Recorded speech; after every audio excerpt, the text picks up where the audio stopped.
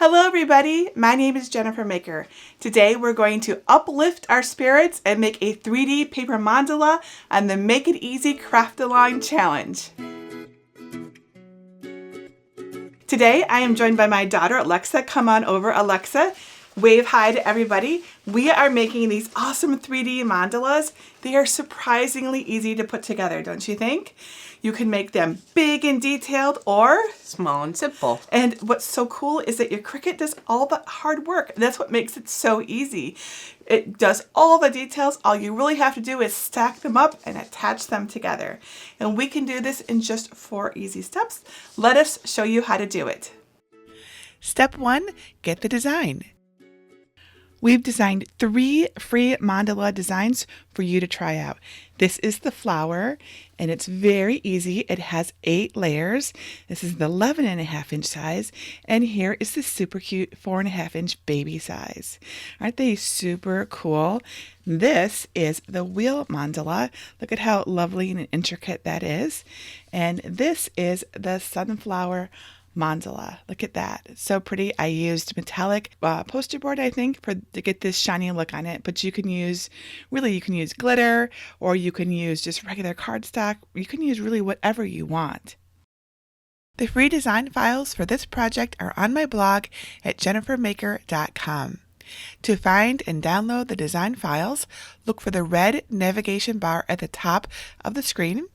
Select Libraries, then click on Enter the Library. Once inside the library, you can browse all of my free designs, but I recommend you search the page to find the right one for this project. If you need help finding, downloading, or unzipping my files, check out my video series at jennifermaker.com/svgs, which shows you exactly how to do this on a Mac, PC, iPhone, or iPad. Step 2, cut it out. You can cut out this project with scissors or a craft knife, but it will be faster and more accurate with a cutting machine like a Cricut. So let's see how it works with Cricut. First, go to Cricut Design Space and click on New Project. Then click Upload, then Upload Image, and then Browse. And we're going to find the SVG file that we downloaded in Step 1.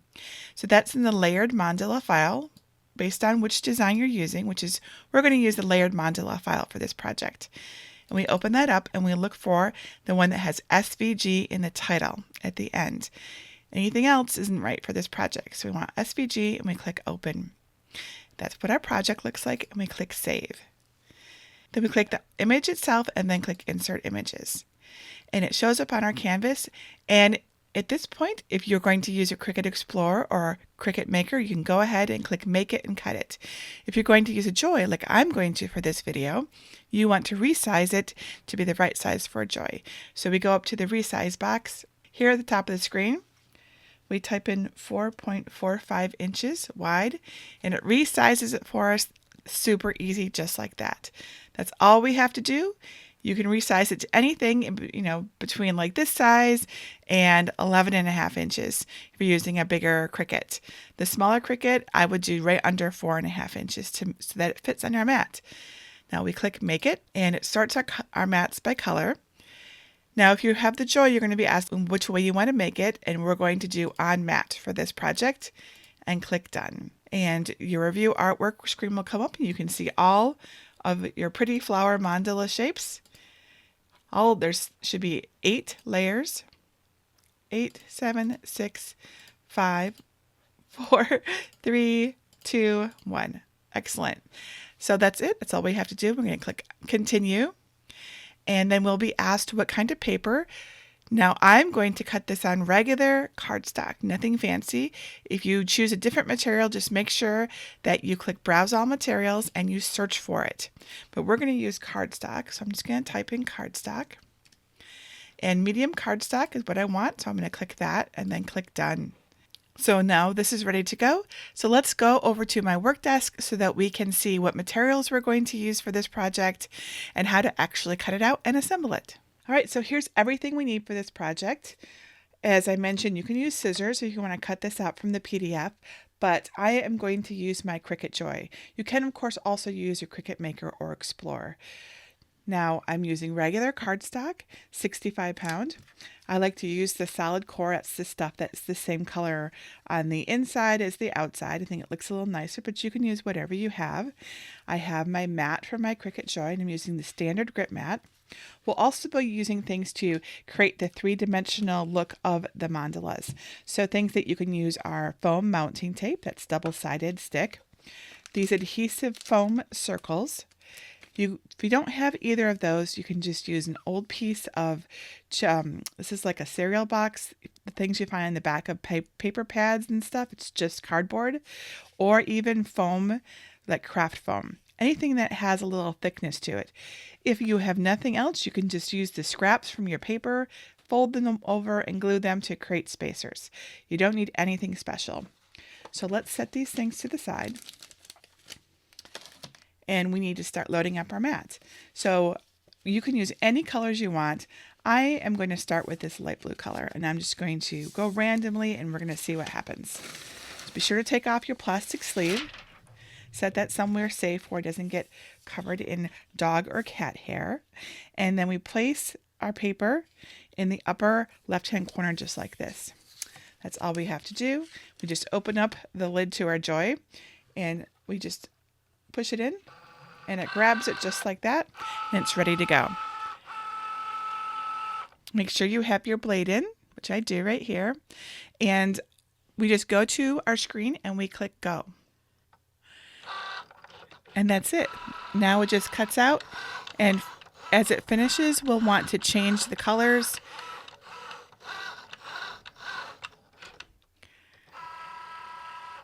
Wasn't that easy? See, so that was the first layer. So we press unload on the screen to unload it. And I always recommend that when you remove paper from a mat, you always flip it over. So that way you avoid curling your paper. And it's just easier too. So it's just flipped over like this, and really the paper just comes right off just like this. Very easy. So we'll set that up there. We'll load our next piece of paper onto the mat, put it into the Joy. It grabs a hold of it for us.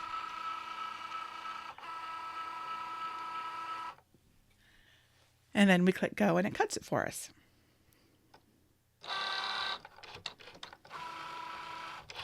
Now these next layers will be more intricate.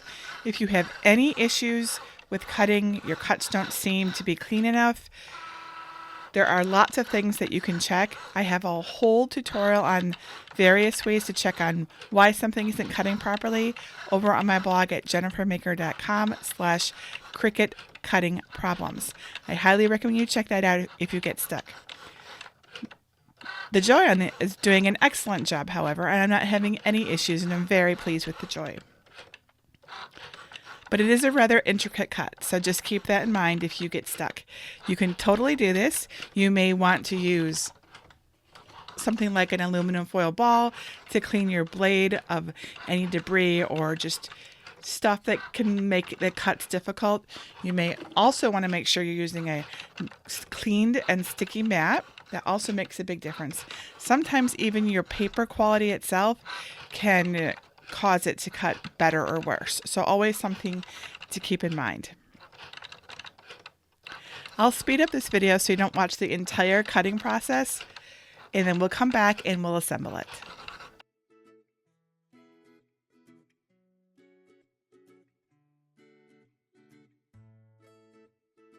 Now when you remove the intricate parts from your mat, you will have little bits left on your mat like this.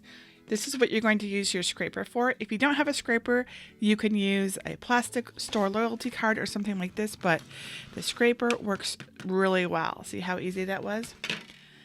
I love the scraper.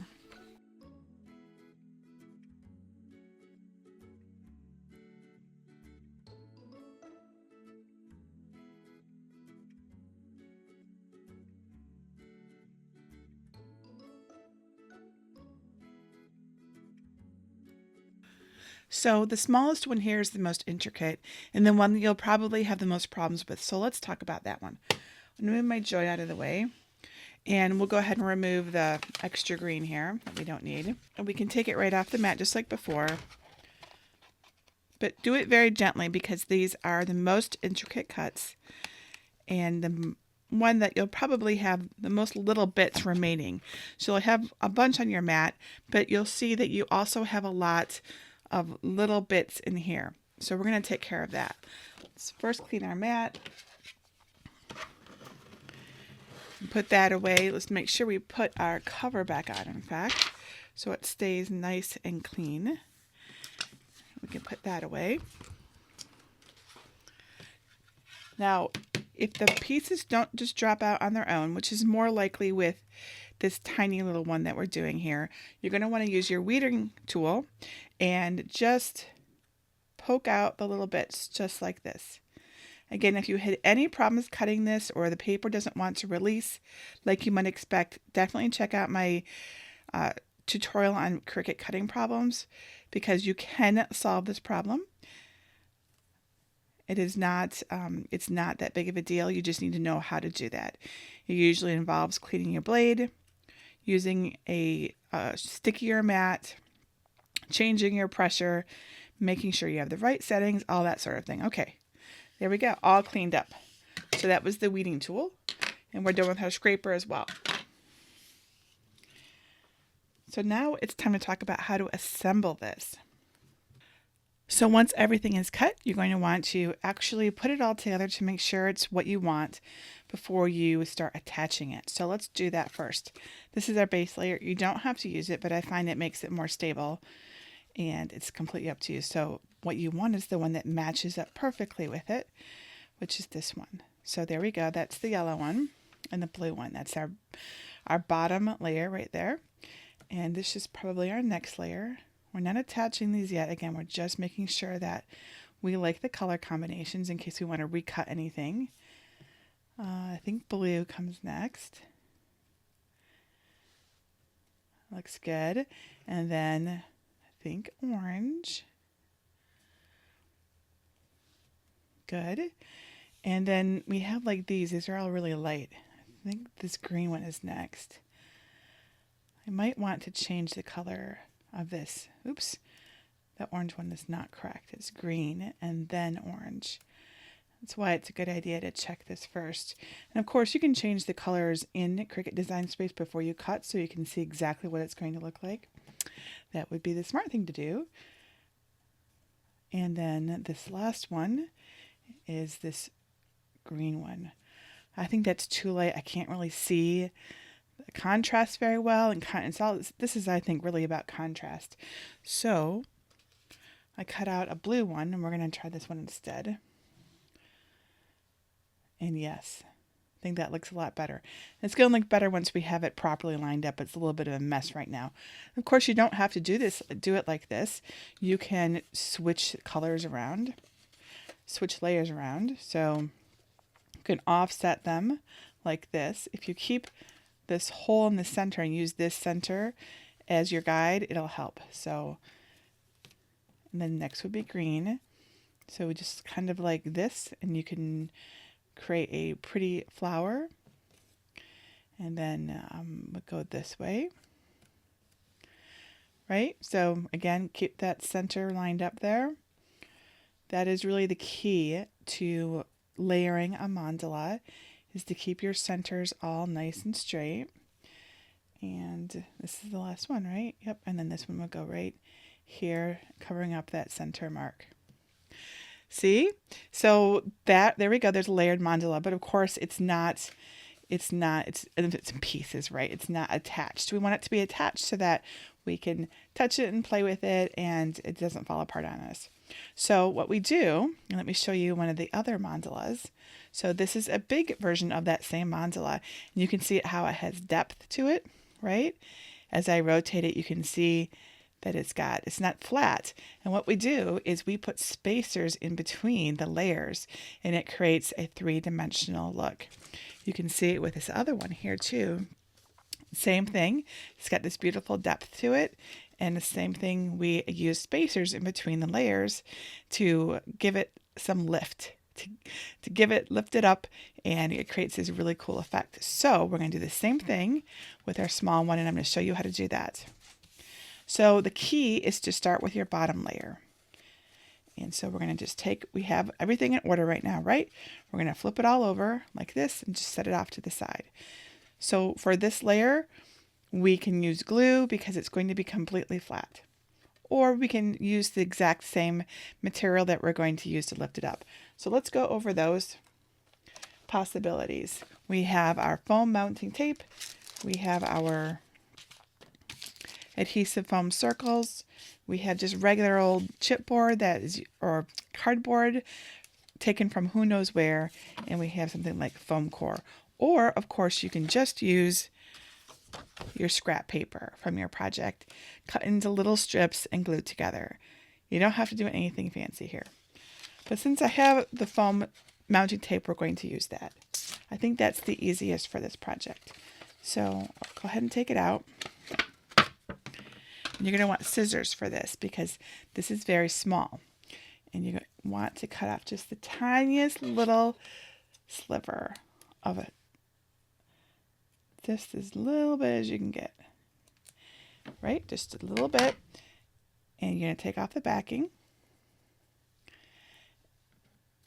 And we're going to turn this over. We always want to work from the bottom up and tape that down right there so it's in place. Just like that, right? You can cut off several more. You want to get a thickness to match the thickness of your mandala.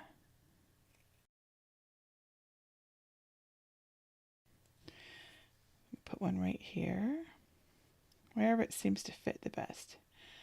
You just want to, you can curve these, which is one of the things I really like about using the foam mounting tape. Also, you'll want to make sure that they're spaced around pretty evenly. You don't need to have them on every single little bit, every single spot. Usually I would say 4 to 6 is often just fine, especially for this little one.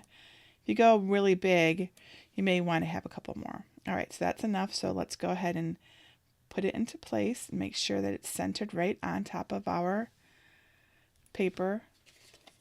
It's not quite. So you can see here, it's sort of at the edge there. It's not a problem. We'll just pick it up and do it again. And this time, we will make sure it's in place before we press down. So what you can do is use your fingers to make sure that it's centered. And when it looks good, then press down. There we go. So now it's attached. Doesn't that look awesome?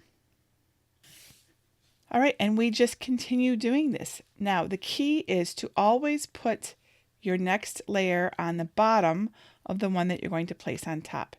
That way you don't have any spacers peeking through. That is the secret to layering your mandala without it causing a lot of issues and like having little bits of white stuff poking out and then having to fix it. So we're going to cut off 4 little strips. Again, we're trying to get them about the width of our design, right? So this is like 1/8 of an inch maybe. Now, when you do the bigger design like this one, you don't have to cut anywhere near so thin because it's really quite a bit thicker. You can get 1/4 of an inch there. But for this tiny one, 1/8 of an inch is good. And the thing is that if you don't like the 3D look, or you don't have spacers and just don't want to mess with it, you can just glue it flat if you'd like. I just really like the way it looks when it stands up off the edge of the each layer.